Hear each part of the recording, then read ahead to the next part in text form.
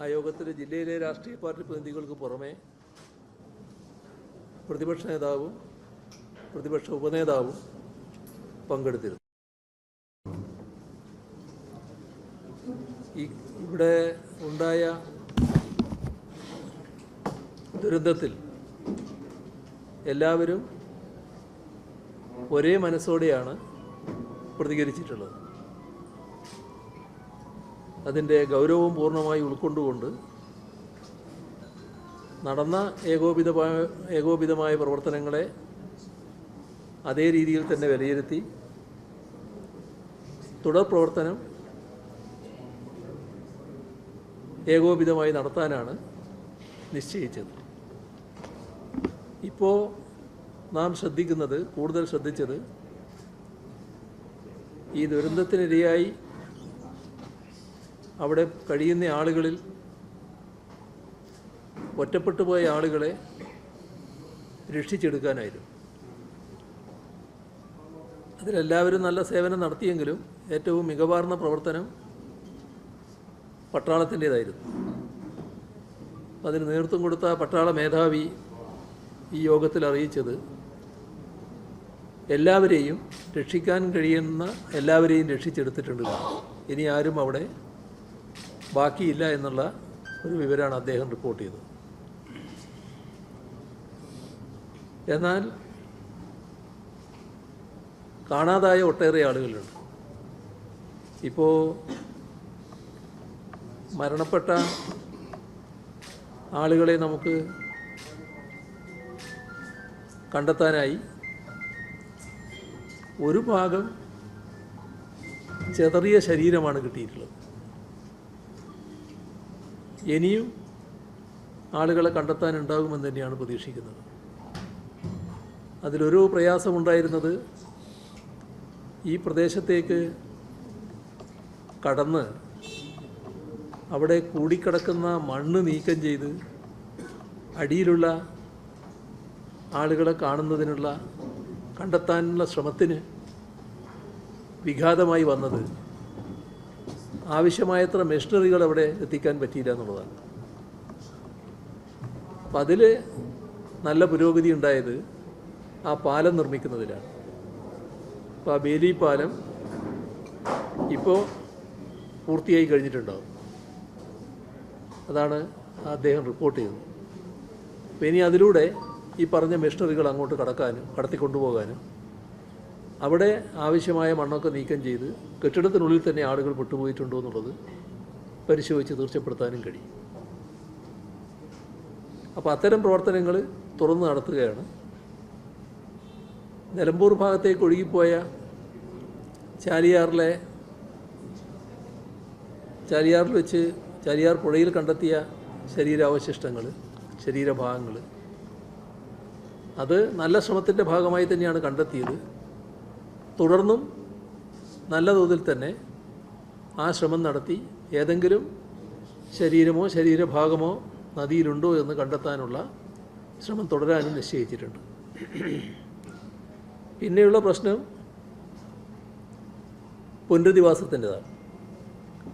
പുനരധിവാസം ഫലപ്രദമായി നടത്തേണ്ട ഒന്നാണ്. ഇപ്പോൾ നാം പ്രധാനമായും ശ്രദ്ധിക്കുന്നത് ഇത്തരം കാര്യങ്ങളിലായതുകൊണ്ട് തൽക്കാലം ആളുകളെ ക്യാമ്പിൽ താമസിപ്പിക്കുക. എന്നാൽ ക്യാമ്പ് ഒരു സ്ഥിരവാസമാക്കാൻ കഴിയില്ല. അപ്പോൾ അവരെ കൃത്യമായി പുനരധിവസിപ്പിക്കേണ്ടതുണ്ട്. ആ പുനരധിവാസ പ്രക്രിയ ഫലപ്രദമായി സ്വീകരിക്കുമെന്ന് തന്നെയാണ് കണ്ടിട്ടുള്ളത്. നേരത്തെയും നമ്മൾ സ്വീകരിച്ചിട്ടുണ്ട്. ആ അനുഭവം നമുക്കുണ്ട്. ഇതിൻ്റെ അടിസ്ഥാനത്തിൽ ഇവിടുത്തെ പ്രശ്നത്തിൽ കൂടുതൽ നല്ല നിലയിൽ പുനരധിവാസ നടപടികൾ സ്വീകരിക്കുക എന്നുള്ളത് തന്നെയാണ് കാണുന്നത്. ക്യാമ്പ് കുറച്ച് നാൾ കൂടി തുടരേണ്ടതായിട്ട് വരും. അപ്പോൾ ക്യാമ്പ് തുടരുമ്പോൾ ആ ക്യാമ്പ് വ്യത്യസ്ത കുടുംബങ്ങളിലുള്ളവർ താമസിക്കുന്നൊരു ക്യാമ്പാണ്. ഓരോ കുടുംബത്തിനും ആ കുടുംബത്തിൻ്റെ സ്വകാര്യത കാത്തുസൂക്ഷിക്കാൻ പറ്റുന്ന വിധത്തിലായിരിക്കണം ആ ക്യാമ്പ്. അപ്പോൾ ആ ഒരു ക്രമീകരണമാണ് ഉണ്ടാക്കുക. ആദ്യം നിങ്ങളോടാണ് പറയാനുള്ളത്, ഒരു ക്യാമ്പിനകത്തേക്ക് നിങ്ങൾ ക്യാമറയായിട്ട് കടക്കാൻ പാടില്ല. കാരണം അതൊരു വ്യത്യസ്ത വീടുകളാണ്, വിവിധ വീടുകളാണ്. നിങ്ങൾക്ക് ആരെയെങ്കിലും കാണണമെങ്കിൽ പുറത്ത് വെച്ച് കാണുന്ന നിലയെ സ്വീകരിക്കാം. ക്യാമ്പിന് പുറത്തേക്ക് അവരെ ആരെങ്കിലും വിളിച്ച് കാണുന്നുണ്ടെങ്കിൽ കാണാം. അതേസമയം ക്യാമ്പിനകത്ത് താമസിക്കുന്ന ആളുകളെ കാണാൻ വരുന്നവരുണ്ടാവും. ആ കാണാൻ വരുന്നവരും ക്യാമ്പിനകത്ത് പോയി കാണാൻ പറ്റില്ല. കാരണം ക്യാമ്പിനകത്ത് ആ വീട് മാത്രമല്ല, പല വീടുകളുണ്ട്. അപ്പോൾ പല വീടുകളുടെയും സ്വകാര്യത സംരക്ഷിക്കേണ്ട ബാധ്യതയുണ്ട്. അപ്പോൾ ക്യാമ്പിന് പുറത്ത് ഒരു റിസപ്ഷൻ പോലൊരു സ്ഥലം ഒരുക്കും. അവിടെ വെച്ച് കാണുക, സംസാരിക്കുക, തിരിച്ചു പോവുക. ഈ ക്രമീകരണം ഉണ്ടാക്കണമെന്നാണ് ഉദ്ദേശിക്കുന്നത്. ക്യാമ്പിനകത്ത് തദ്ദേശഭരണ സ്ഥാപനത്തിൻ്റെ പ്രതിനിധികളടക്കമുള്ള ജനപ്രതിനിധികൾ, അതേപോലെ ഉദ്യോഗസ്ഥ വൃന്ദം നല്ല രീതിയിൽ ചുമതലയെടുത്ത് പ്രവർത്തിക്കുന്നുണ്ട്. അവിടെ ആവശ്യമായ കാര്യങ്ങൾ സഹായിച്ച് എത്തിച്ചു കൊടുക്കാൻ അവർ നടപടികൾ എടുക്കുന്നുണ്ട്. നേരിട്ട് സഹായം കൊണ്ട് അങ്ങോട്ട് ചെന്നാൽ അവിടെ അനുവദിക്കാൻ പറ്റില്ല. അത് ശരിയായ രീതിയല്ല. അപ്പോൾ അത്തരം കാര്യങ്ങൾ നിരുത്സാഹപ്പെടുത്തേണ്ടതാണ്. പിന്നെയൊരു പ്രധാന പ്രശ്നമുള്ളത് കുട്ടികളുടെ വിദ്യാഭ്യാസമാണ്. കുട്ടികളുടെ വിദ്യാഭ്യാസത്തിന് ഒരു തരത്തിലുള്ള തടസ്സവും ഉണ്ടാകരുത് എന്നാണ് കണ്ടിട്ടുള്ളത്. നല്ല പ്രാമുഖ്യം അതിന് കൊടുക്കുകയാണ്. ഇപ്പോൾ ചെയ്യാൻ പറ്റുന്നത്, കുട്ടി എവിടെയാണോ അവിടെ ഇരുന്നു കൊണ്ട് വിദ്യാഭ്യാസം കൊടുക്കുക എന്നുള്ളതാണ്. അതിനൊരു ക്രമീകരണം വിദ്യാഭ്യാസ ഡിപ്പാർട്ട്മെൻറ്റും തദ്ദേശഭരണ സ്ഥാപനവും കൂടി ഉണ്ടാക്കണം. അത് തീരുമാനിച്ചിട്ടുണ്ട്. ചിലപ്പോൾ ആ കുട്ടി ആ വീട്ടിലായിരിക്കാം, ചിലപ്പോൾ അടുത്തുള്ള വീടുകളിലുള്ള കുട്ടികളെ ഒന്നിച്ചിരുത്താൻ പറ്റുമായിരിക്കും. ഇപ്പോൾ പെട്ടെന്ന് സ്കൂളിലേക്ക് പോകുക എന്ന് പറയുന്നത് പ്രായോഗികമാവില്ല. പക്ഷേ വിദ്യാഭ്യാസം മുടങ്ങാനും പാടില്ല. ആ തരത്തിലൊരു ക്രമീകരണം ഉണ്ടാക്കുക. പിന്നീട് സാധാരണ നിലക്കുള്ള ക്ലാസ്സിൻ്റെ ക്രമീകരണങ്ങളിലേക്ക് കടക്കാമെന്നാണ് കണ്ടിട്ടുള്ളത്. ഏറ്റവും ഗുരുതരമായൊരു പ്രശ്നം ഏറ്റ മാനസികാഘാതമാണ്. അത് പ്രതീക്ഷിക്കാവുന്നതിനെല്ലാം അപ്പുറത്താണ്. അപ്പോൾ ആവശ്യമായത്ര കൗൺസിലിംഗ് അവർക്ക് നൽകണം തന്നെയാണ് കണ്ടിട്ടുള്ളത്. ഇപ്പോൾ വിവിധ മാനസിക വിദഗ്ധർ കൗൺസിലിംഗ് നൽകുന്നുണ്ട്. ഇനിയും ആളുകൾ വേണ്ടതായിട്ട് വരും. അതിന് പറ്റിയ ഏജൻസികളെ അടക്കം ഇതിൻ്റെ ഭാഗമാക്കി കാര്യങ്ങൾ നീക്കണമെന്ന് തന്നെയാണ് കണ്ടിട്ടുള്ളത്.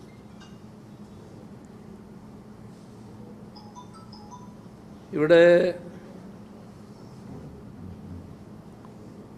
ആദിവാസി കുടുംബങ്ങൾ താമസിക്കുന്നുണ്ട്.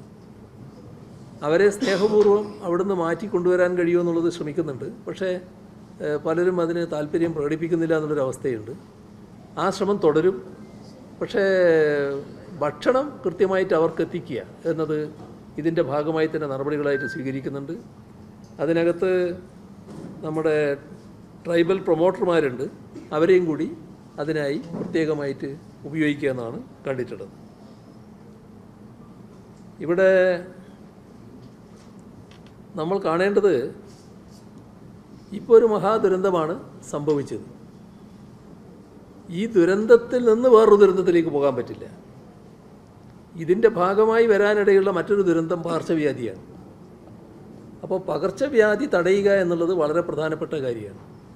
അതിനെല്ലാവരും സഹകരിക്കണം. അതിനാവശ്യമായ ആരോഗ്യവകുപ്പ് പുറപ്പെടുവിക്കുന്ന എല്ലാ മുന്നറിയിപ്പുകളും അംഗീകരിച്ചു പോകണം. ഇപ്പോൾ പോസ്റ്റ്മോർട്ടം നടക്കുന്ന സ്ഥലം, അവിടെ ആളുകൾ തടിച്ചുകൂടൽ, അത്തരം കാര്യങ്ങളൊക്കെ ഒഴിവാക്കുന്ന നില സ്വീകരിക്കണം. ഇപ്പോൾ യോഗത്തിൽ, ഇപ്പോൾ രാഷ്ട്രീയ പാർട്ടികളുടെ യോഗത്തിൽ വന്നൊരു നിർദ്ദേശം, ഈ ബോഡി തിരിച്ചറിയുന്നതിന് ബന്ധുക്കൾ ചെല്ലുമല്ലോ, അവിടെയും അനാവശ്യമായിട്ട് ആളുകൾ തള്ളിക്കയറുകയാണ്.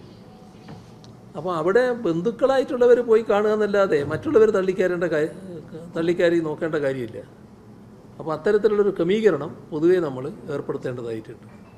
ഇതിൻ്റെ ഭാഗമായി തന്നെ മനുഷ്യർ മാത്രമല്ല, ധാരാളം വീട്ടുമൃഗങ്ങൾ ചത്തൊടുങ്ങിയിട്ടുണ്ട്. അപ്പോൾ അത് കൃത്യമായി സംസ്കരിച്ചില്ലെങ്കിൽ അതിൻ്റെ ഭാഗമായി വരുന്ന ദുരന്തമുണ്ട്. അതും കൃത്യമായി സംസ്കരിക്കാനാവണമെന്ന് കണ്ടിട്ടുണ്ട്. ഇവിടെ ഈ പ്രവർത്തനം ഏതാനും ദിവസം കൊണ്ടോ ഏതാനും ആഴ്ച കൊണ്ടോ നമുക്ക് പൂർണ്ണമായി പരിഹരിക്കാൻ കഴിയുന്നൊരു കാര്യമല്ല. കുറച്ച് നാളെടുത്ത് ഈ പ്രശ്നമാകെ പരിഹരിക്കേണ്ടതായിട്ട് വരും. അപ്പം അതിന് നിങ്ങൾക്കെല്ലാവർക്കും അറിയാം, ഇപ്പോൾ തന്നെ ഒരു 12ഓളം മന്ത്രിമാരിവിടെ ക്യാമ്പ് ചെയ്യുന്നുണ്ട്. പക്ഷെ എല്ലാവരും സ്ഥിരമായിട്ട് ക്യാമ്പ് ചെയ്യുക എന്ന് പറയുന്നത് പ്രായോഗികമായിട്ടുള്ള കാര്യമല്ല.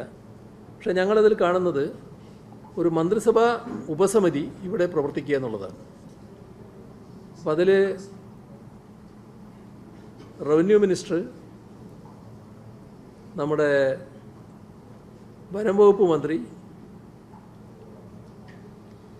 PWD ടൂറിസം മന്ത്രി, SC/ST മന്ത്രി, ഇങ്ങനെ 4 മന്ത്രിമാരടങ്ങുന്ന ഒരു മന്ത്രിസഭാ ഉപസമിതി ഇവിടെ പ്രവർത്തിക്കുന്നതായിരിക്കും ഇതിൻ്റെ കാര്യങ്ങൾ തുറന്ന് ഏകോപിച്ച് കൊണ്ടുപോകുന്നതിനായിട്ട്. അതോടൊപ്പം ഇപ്പം തന്നെ പ്രത്യേക ചുമതലയായി ഇവിടെ ശ്രീറാം സാംബശിവറാവു IAS ചുമതലയേറ്റ് പ്രവർത്തിക്കുന്നുണ്ട്. അദ്ദേഹം തുടരും. കൗശികൻ ഡിസാസ്റ്റർ മാനേജ്മെൻറ്റിൻ്റെ ഭാഗമായി ഇവിടെ എത്തിയിട്ടുണ്ട്. അദ്ദേഹത്തിൻ്റെ സഹായവും ഇവിടെ തുടരുന്നതാണ്. ആ തരത്തിലൊരു മന്ത്രിസഭാ ഉപസമിതി ഇവിടെ ഫലപ്രദമായി പ്രവർത്തിക്കണം എന്നാണ് കണ്ടിട്ടുള്ളത്. നമ്മുടെ ഈ ദുരന്തത്തിൻ്റെ ഭാഗമായി വീടാകെ നഷ്ടപ്പെട്ടു പോയപ്പോൾ സർട്ടിഫിക്കറ്റുകൾ നഷ്ടപ്പെട്ടു പോയ ആളുകളുണ്ടാവും. ആ സർട്ടിഫിക്കറ്റുകൾ നേരത്തെയും ഇത്തരം ചില ദുരന്തങ്ങൾ നഷ്ടപ്പെട്ടു പോയത് നമ്മൾ പുനഃസൃഷ്ടിച്ചു കൊടുത്തിരുന്നു. ആ നടപടികൾ സ്വീകരിക്കുന്നതാണ്.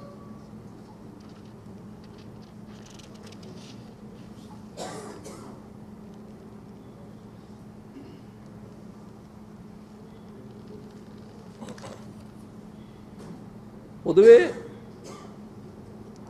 നടന്ന പ്രവർത്തനങ്ങളിൽ പൊതുവിൽ ഇത്തരമൊരു ദുരന്തമുഖത്ത് നടത്താൻ കഴിയുന്ന പ്രവർത്തനം നടത്തി എന്നൊരു സംതൃപ്തിയാണ് ആളുകൾക്കെല്ലാം ഉണ്ടായിട്ടുള്ളത്. ഇനിയും അതേ രീതിയിൽ തുറന്ന് ഏകോപിതമായി പ്രവർത്തനം നടത്തി പോകണം. അതിന് എല്ലാവരും ഒന്നിച്ചുണ്ട് എന്ന വാഗ്ദത്വവുമാണ് ഇവിടെ ഈ യോഗത്തിൽ ഉണ്ടായിട്ടുള്ളത്. ഇത്രയും വിവരങ്ങളാണ് നിങ്ങളെടുത്ത് പങ്കുവെക്കാനുള്ളത്.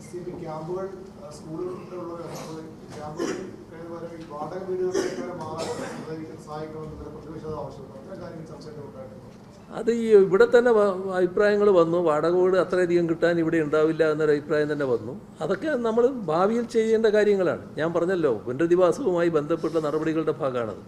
ഇപ്പം നമ്മൾ തൽക്കാലം വേണ്ട കാര്യങ്ങൾ ശ്രദ്ധിക്കുന്നു. എന്നാൽ പുനരധിവാസവുമായി ബന്ധപ്പെട്ട നടപടികളിൽ ഇതൊന്നും ഒഴിവാക്കപ്പെടുന്നതല്ല, എല്ലാം പരിശോധിക്കുന്ന കാര്യമാണ്.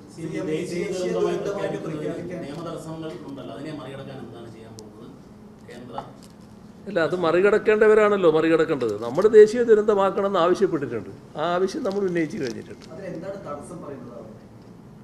അല്ല, തടസ്സക്കാരല്ലേ അത് പറയേണ്ടത്. ഞങ്ങൾ ഇപ്പോൾ തടസ്സമായിട്ടല്ല പറയുന്നത്. ഇത് വേണമെന്നല്ല, നമ്മൾ വേണമെന്ന് ആവശ്യപ്പെട്ടിട്ടുണ്ട്. ഇപ്പം നടന്നുകൊണ്ടിരിക്കുകയാണ് തെരച്ചിലിൻ്റെ ഭാഗമായിട്ട് ശരീരങ്ങൾ കിട്ടിക്കൊണ്ടിരിക്കുകയല്ലേ. അപ്പോൾ ആ ശ്രമം തുടരേണ്ടതുണ്ട്. ഇപ്പം ഞാൻ പറഞ്ഞില്ലേ, ഒരു പ്രദേശത്ത്, ആ പ്രദേശത്ത് മണ്ണിങ്ങനെ അടിഞ്ഞു കിടക്കുന്നു. അത് അതിൻ്റെ കെട്ടിടങ്ങളുണ്ട്, ആ കെട്ടിട അവശിഷ്ടങ്ങളുണ്ട്, അതിനടിയിൽ ആളുകളുണ്ടോ എന്നുള്ളത് ഇതെല്ലാം നോക്കണ്ടേ. ഇപ്പോഴല്ലേ മെഷീനറി അങ്ങോട്ട് നീങ്ങുന്നുള്ളൂ. ആ പ്രവർത്തനങ്ങൾ തുടരും.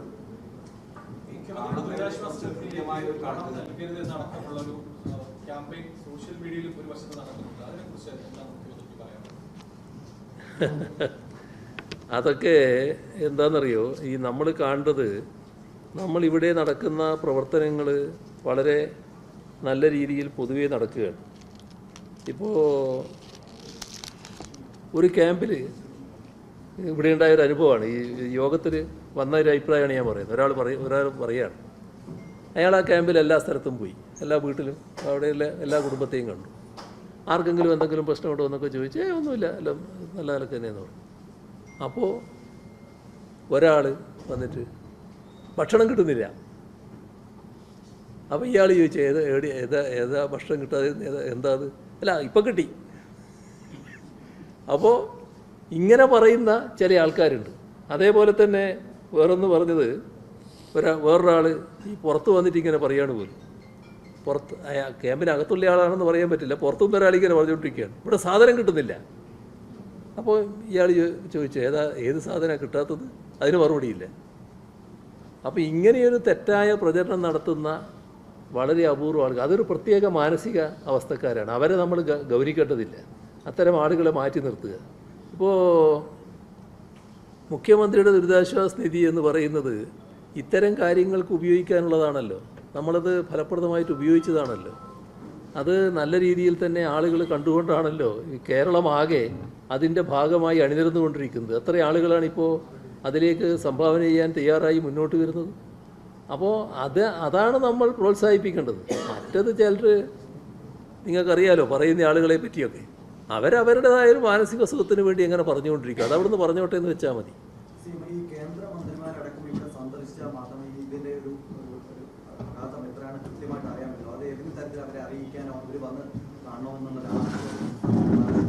അല്ല, അവരെ പ്രത്യേകമായിട്ട് അറിയിക്കേണ്ട യാതൊരു കാര്യവും വരുന്നില്ല. എല്ലാ കാര്യങ്ങളും അവർ അറിഞ്ഞുകൊണ്ടിരിക്കുകയാണ്. ഈ അറിഞ്ഞ ഉടനെ തന്നെ പ്രധാനമന്ത്രി തന്നെ വിളിച്ചു, ആഭ്യന്തരമന്ത്രി വിളിച്ചു, അവരുമായിട്ടെല്ലാം കാര്യങ്ങൾ സംസാരിച്ചു.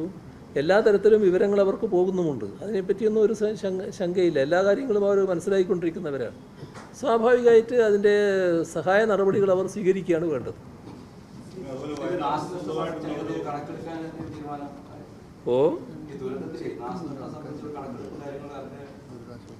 അതൊക്കെ ഇതിൻ്റെ സാധാരണ നടപടിക്രമല്ലേ ഇത്, അതൊക്കെ സാധാരണ നിനക്ക് നടക്കുന്ന കാര്യമാണ്.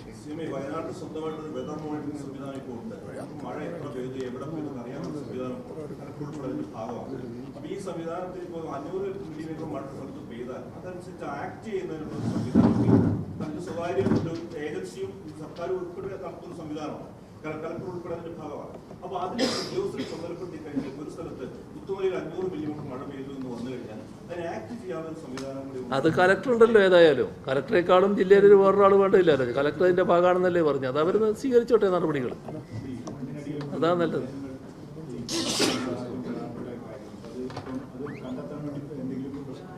അപ്പോൾ ബാക്കി കാര്യങ്ങളെല്ലാം വ്യക്തമായല്ലോ, നമുക്ക് അവസാനിപ്പിക്കാം.